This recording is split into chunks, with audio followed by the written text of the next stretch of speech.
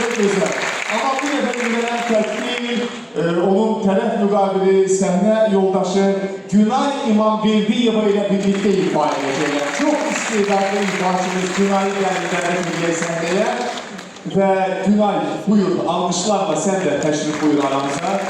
Cahangir Cahangirovun bəstələdiyi sözləri rəfiq zəkaya aid olan xor üçün onu işləyən Təranə Yusifovadır, Qarabağ mahnısını ifa edəcəklər.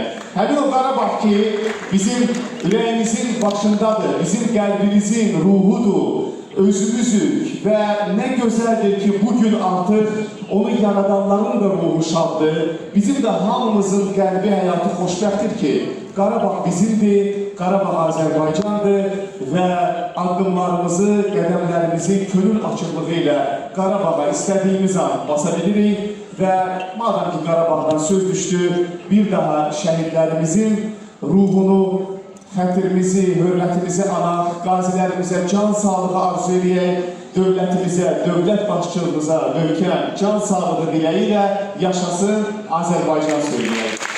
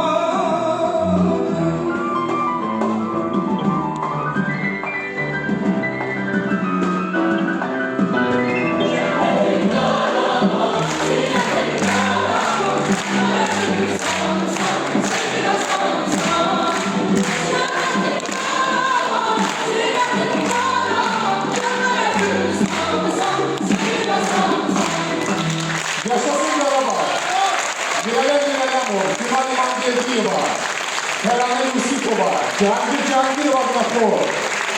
Teşekkür ederiz. Ne güzel ifade. Çok sağ olun, var olun bizim parçalarınız.